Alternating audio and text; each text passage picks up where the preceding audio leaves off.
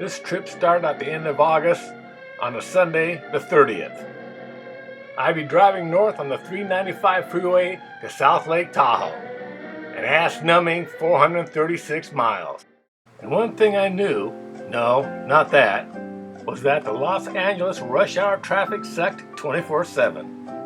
Not only was it rush hour 24/7, but the drivers were about as crazy as you could get. But I had a plan.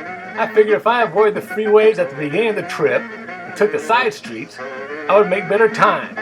So I put the pedal to the metal and was on my way. Okay, I'm on the road now, taking the side streets to get to the freeway. I think it's going to be a lot quicker that way. Oh, holy cow, I don't even have my seatbelt on. Hold on a second here.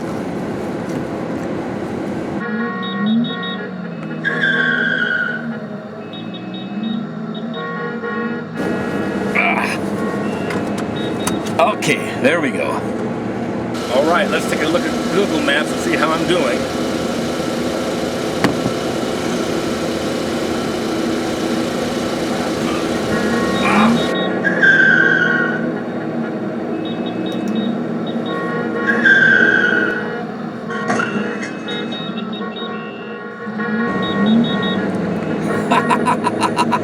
Crazy cat videos.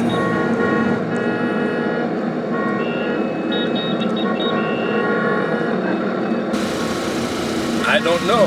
What's up with you, dog?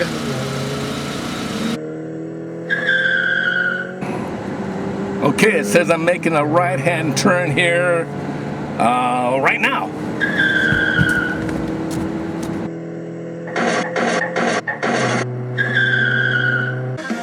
My plan worked. Soon I was on the freeway and it was smooth sailing. Just north of the town of Mojave, I made a quick stop at the Red Rock Canyon State Park. An interesting bit of topography is located there.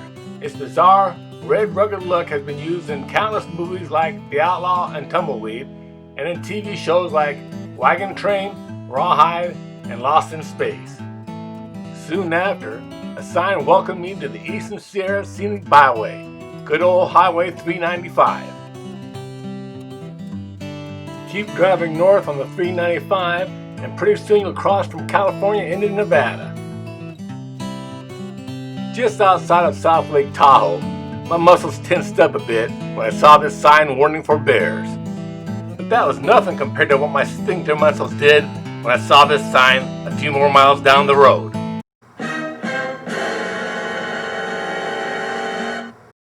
After checking into my motel for the night, I went out to get a bite to eat. I ended up at Izzy's Burger Spot. Lots of outdoor seating and the tables were spaced far enough apart. I had a delicious hot dog with everything, some fries, and a soft drink. There was one more thing I wanted to do before hitting the hay that night, and that was to head over to Emerald Bay. Here are a couple shots of Emerald Bay and Fannet Island. Normally every picture taken here is worthy of a postcard, but with the smoke from the nearby forest fires, the lake and the mountains are hidden in the haze. Still, a pretty beautiful sight. After that, I went back and got a good night's sleep in preparation for tomorrow's hike. Early Tuesday morning on the road to the trailhead. This narrow, bumpy road was only a little over 5 miles to the trailhead, but it took over 20 minutes to get there. On the trail now, there's a little tiny waterfall alongside it. Some of the scenery on the trail. Not too far out on the trail, and I came across a natural soda spring. There you can see it bubbling up from below.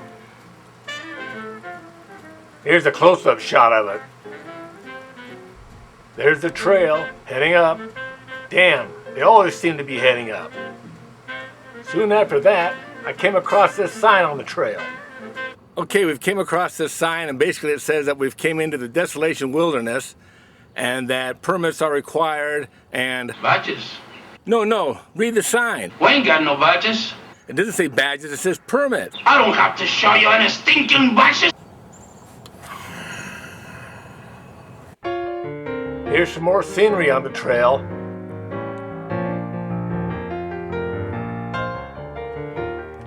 A group of hikers ahead of me on the trail.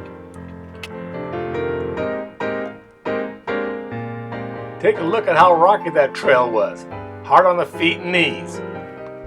Finally, my first view of Susie Lake.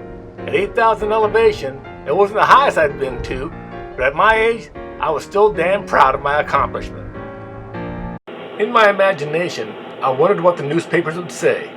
I planned on buying several copies. Latest football scores, morning paper, Morning Star. Paper, mister?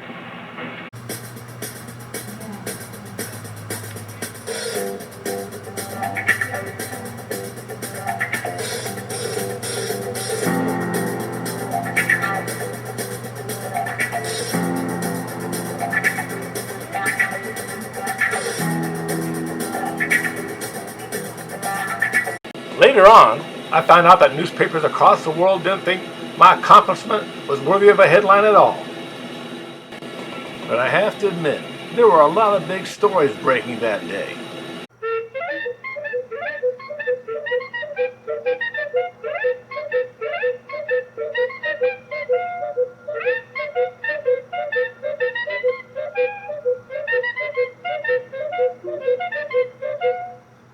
I was tired and hungry, so I set up camp as soon as I could. As I was getting watered down by the lake, I noticed this thing there. As far as I can tell, it's a tree. There were quite a few trees like that in the area. Here's a larger version of it. By then, the sun was going down and I was pretty tired from the day. I watched the fairies dance on the surface of the lake a while longer, and then crawled into my tent and called it a night. The next morning, I woke up to a beautiful sunny day. Here's an early morning shot of Susie Lake and the mountains behind it. Here's a shot of the reflections in Susie Lake.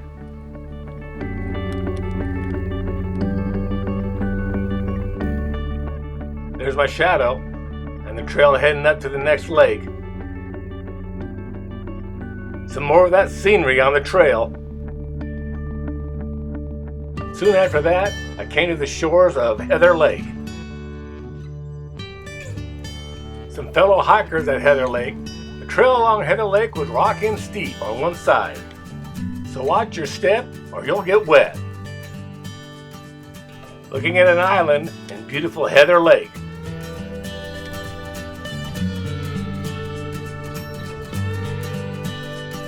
Farther along, more scenery on the trail. And soon I ran into an unmarked junction. Let's see, I came to another junction. I can either go this way, or I can go that way. Let me see. Hey, there's somebody down there. Holy crap. Hurry up, if you can run fast, you can make it.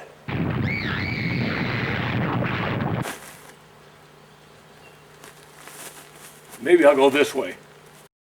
Farther along the trail, a little reflective action in this unnamed pond.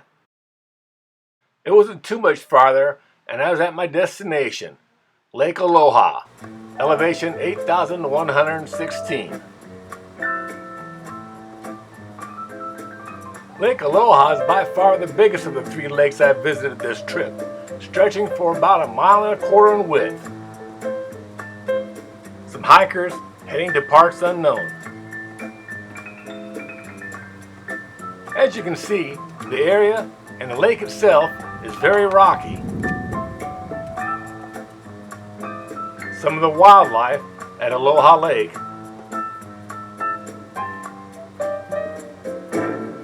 Blue skies.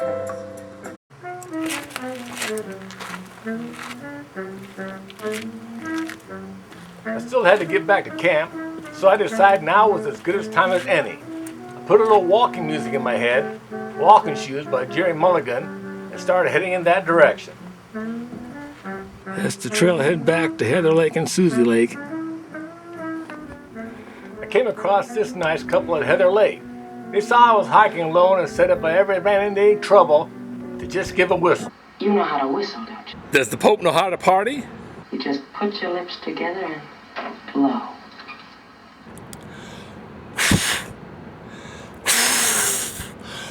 Oh, come on, damn it! Finally, back down to Susie Lake. It had been all downhill from Lake Aloha, but the rocks and downgrade had been unkind to my knees. It was good to be back to camp. Ah, home sweet home. I was so tired, I didn't need any coaxing getting to sleep that night. Once again, I woke up to a beautiful morning at Little Susie Lake. I pulled up camp, and I was on my way. Here's some of the smoky scenery heading south on the Interstate 5, all caused by the wildfires. It was tough leaving the mountains, but it's always good to get back home.